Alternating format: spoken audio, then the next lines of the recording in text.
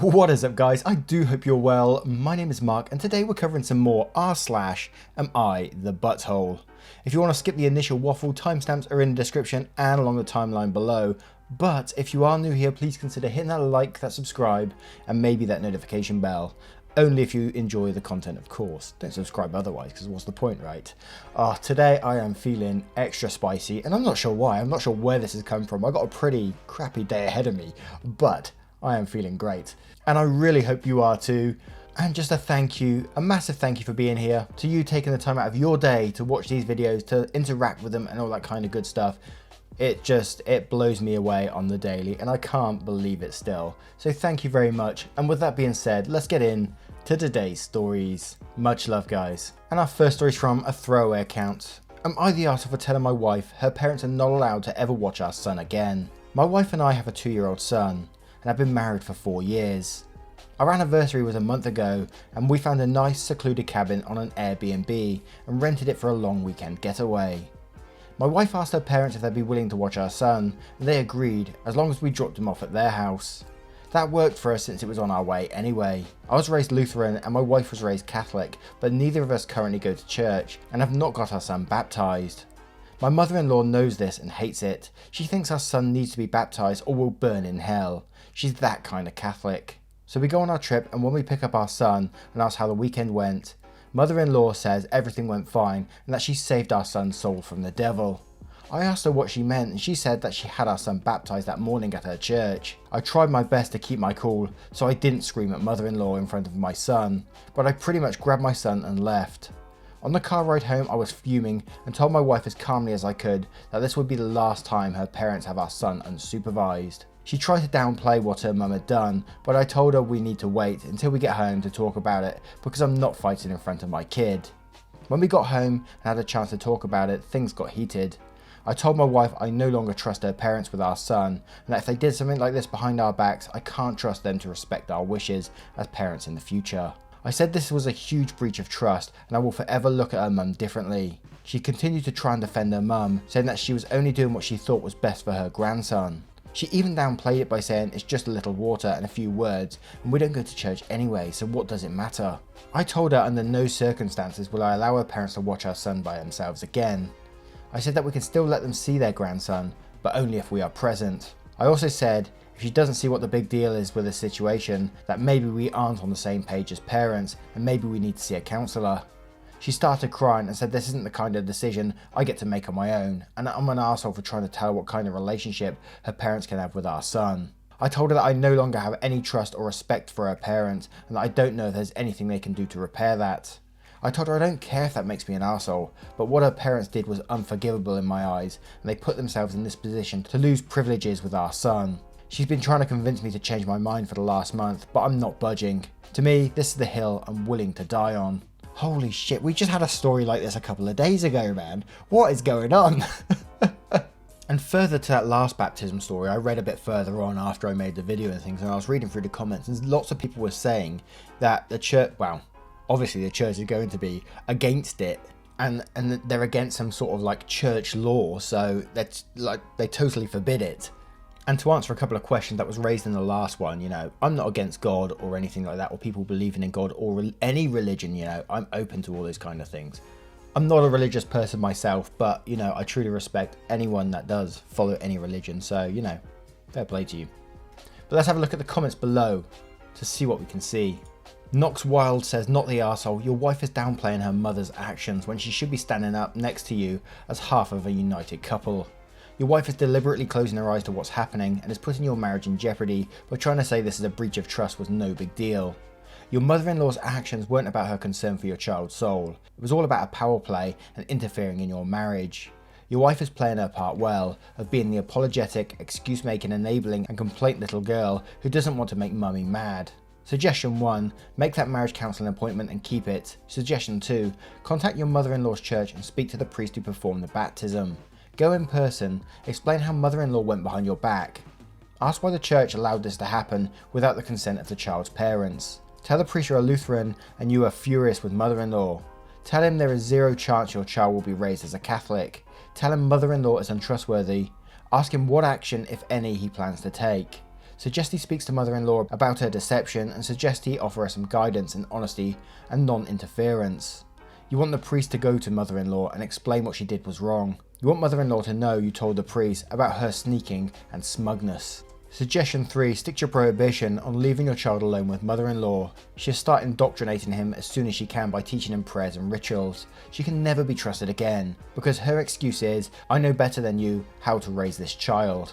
Now I think pretty much that one comment says it all, so I'm going to leave it just on that one, because I can't see many people disagreeing and saying, oh no, the mother-in-law was right to baptize the child behind the parent's back. I can't see anyone saying that, and I'll be very, very interested if you do think that.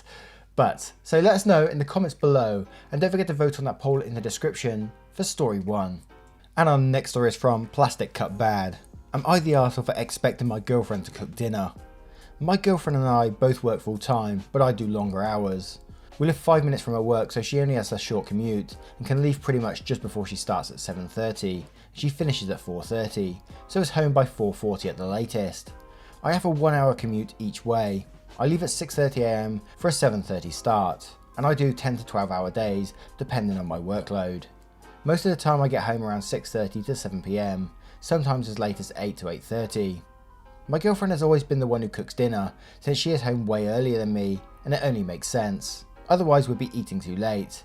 It has been this way for ages, and she has never once said anything about it until now it is suddenly an issue. She'd be complaining that I never cook dinner and demanded I start sharing the load to give her a break. Her words.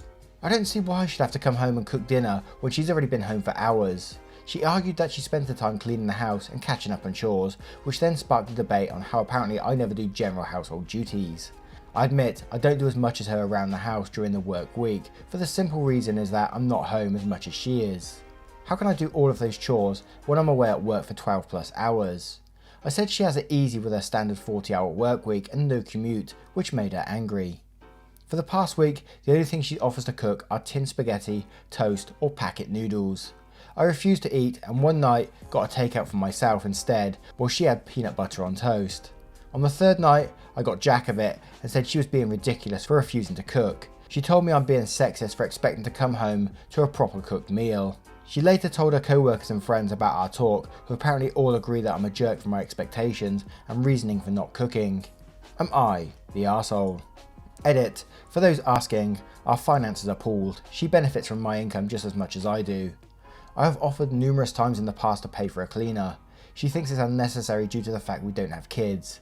She said we don't need one and it would be a waste of money. We rarely cook on weekends, we mainly get takeout or go out for dinner. If we do cook on weekends, e.g. for breakfast, it's a joint effort. She doesn't like to get takeout too much because the cost of it adds up. I also suggest we get a ready-made meal service, so fresh meals delivered to our door every week, and she says it's overpriced and was not interested in it. As for doing household chores etc. on my days off, I'll be honest and say I don't do much, for the reason being that we recently moved into a new house that requires renovating and repairs. I spend most of my free time doing this, all DIY. Usually I would say don't include the edit in your verdict on this one, but I think this one does give some sort of relevant information on it. In the first part of the story, without the edit, I would have sort of said OP is the arsehole simply because, you know, he's expecting food as soon as he gets in, but he's not doing the chores as well. So while the girlfriend is home, she's cooking and cleaning while he's still working, right? So she's still doing chores around the house. So technically she's still working on the house, which some people argue, they always argue with me in the comments on this one. They say, oh, it's easy, all that sort of stuff, but it's still required work, you know. So just for that purpose, I would say he is the arsehole for expecting it, because I think they share equal load in that respect. So the cooking should be split equally too. However, then we get to the edit. You know, he's offered to pay for a cleaner. He's offered for a fresh meal to be delivered to the door every week. And the girlfriend's just sort of shut it down, saying it's overpriced, we don't need it, it's a waste of money kind of thing. And whilst that may be true, it may solve some of the arguments at the same time. I look at life like everything comes at a cost. So if you value your time costs money to you. So when you get home, do you want to be cooking, or do you just want those meals sort of ready there to be cooked immediately kind of thing? So at the cost of what, I don't know how much it would cost, let's just say $10 a meal, at the cost of $20 between the two of them per day. That's quite expensive. They get a meal delivered to them and they can just chill for the rest of the night and enjoy each other's time. And that's the sort of way I look at life. I don't know if that's the right way to do it, but that's the kind of way I look at it. So my verdict would eventually change to, and everyone sucks here on that story, just because, you know, the girlfriend's putting up barriers and not giving suggestions, and he's still going down this route of saying, oh, she should be cooking, blah, blah, blah. So yeah, that's what I'm going with on that story. But let's have a look at the comments below to see what we can find. Pink1982 says, you're the arsehole. No one should expect anyone to do something for them. Yes, it's nice to come home to a meal, but it isn't her job. What happens at the weekend? Do you cook for her then? Can you batch cook things together one day at the weekend so you can have a home cooked meal in the week without having to do anything other than reheat it? Hell yeah, I'm a batch cooking king. I do stews, I do curries, and I load those mothers up in the fridge. Or in the freezer even, sorry. Chef Excellent says, yes, you're the arsehole. You say this is suddenly an issue, but it's more likely it's been annoying your girlfriend and simmering under the surface for a while, and she's finally decided to speak up about it, and you're making a minimum to understand her side, and frankly insulted her by saying that she has it easy with a 40-hour work week. You seem to conveniently consider that arrangement that benefits you the most the default, and deviation from it requires justification. It doesn't matter if you work more, you both live in the same house, and household work should be shared. That could be her doing the cooking and you doing the dishes and pick up more cleaning, or you take turns cooking, rather than seeing a problem and discussing it with your partner to try and figure out something that works for both of you. You shut down the discussion and dismissed her concerns. If I were her, I'd be pissed off at you and stop cooking for you too. And Willful Bad Fairy says, you're the arsehole. If she wasn't there or you lived on your own, would you starve? No, you'd make an effort to feed yourself. It's really rude that you think just because she has a standard 40-hour work week, she should sub in as your housekeeper as well. Now, let me know what you guys think of this story in the comments below, and don't forget to vote on that poll in the description for story 2. And our next story is from Son Name Change. Am I the arse of wanting to change my son's name? My ex has struggled with a drug addiction for 6 years. In the 3 years we were together, she was in and out of rehab, always relapsed. When she got pregnant with our son, I thought maybe this would motivate her to stay clean. But not even 2 months after he was born, she disappeared for 4 days to get high. That was it for me. We split up and I filed for sole custody of my son. And yes, I did a paternity test to prove he's mine. I didn't want to, but she wasn't trying to seek treatment and I refused to let him grow up in that environment. I did end up getting sole custody. A few days ago, ex called me and went on an angry rant. She was obviously on something. She told me my son wasn't named after a paternal uncle like I thought. He was named after a guy she cheated on me with the first year we were together. This is the first she's ever said something about cheating on me, but I didn't want to believe anything until I talked to her sober. I called a day after and demanded to know the truth. Ex was very apologetic and said she wasn't thinking straight. She was angry at me, so she wanted to hurt me. I asked if it was true, and she reluctantly confirmed it was. She lied about wanting our son having the name of her uncle, who passed because she really wanted him named after this other guy, since they were best friends in high school, and he died 2 years ago. So yes, she lied to me in order to name my son after the dead friend she cheated on me with. I felt like the biggest fool. I took some days to process this and decided I want to change my son's name. I thought I was honouring the memory of someone important in her family, not another guy she slept with for almost a year. My family supports my decision, but when my ex found out, she called to beg me not to do it. She said it's like I'm taking away my son's identity, and this was someone who meant a lot to her. She started crying on the phone, says she knows what she did to me was unforgivable, but she wants our son to continue having his name. I told her I'd go to a judge if I have to, but I want his name changed, and we can decide on another name together. She said she doesn't want him to have any other name, and now has her mum involved in this. Her mum has been very supportive since the split, but she says we've already gotten used to that name being my son's, and it is really like taking away his identity. She knows the cheating was wrong, but this is still someone my ex cared about, and it would be cruel to take that. Her family thinks I'm doing this out of spite, and it's unfair since that's the name they associate him with. My son is 10 months old, and I don't think I can go the rest of my life calling the name of a guy she betrayed me with. It just feels so wrong, and I can't stand it. But they're all saying I'm being petty for this and somehow hurting my son by taking away his only name. Not that he'll even remember, but am I being the arsehole for going through with this? What pops into my mind straight away with stories like this, where changing babies' names and children's names and things, is teacher friends. Whenever I talk to teacher friends about baby names or things like that, like I've known a couple of pregnant teachers before, and you speak to them and you talk about baby names and have you thought of a name for your baby? And they usually associate They usually come and get a name from a child they've taught, usually a sweet child, because they say, and you reel off some names like suggestions, and you say, like, let's use Jake for example. You say, how about Jake? What about Jake? And they go, oh no, I taught Jake before and he was a little shite. Sorry all you Jakes out there, but and that's what happens. So I can totally understand why OP is coming from. You don't want to look at your son and see someone that cheated with your wife or girlfriend a while back. You just don't want to associate that, do you? You want to look at your son or daughter and be happy. That's what you want, right? So not the arsehole, in my opinion. I think you have to change that name, otherwise you're going to regret it later on down the line. But let's have a look at the comments below to see what they say. UF Alien says, not the arsehole. At first I misread and thought the kid was 3, but if he's not even a year old, he won't be confused about it or anything. Eliza says, not the arsehole, just change the name. It would be awful to grow up and find out your mum named you out of spite for your father. Grandma has years to get used to a new one. Cypher Max says, the kid's 10 months old. He won't care. You have sole custody, so this is your decision. Not the arsehole. Akira the artist says, not the arsehole. Her ex's name is more important than your feelings. He wouldn't have meant so much to her if she stayed faithful in the first place. If she wanted to name the kid what she wanted, she could have gotten clean for her son. If she wanted to be a mother so badly, then why didn't she put the effort in? You said she got high shortly after your child's birth. That's child endangerment.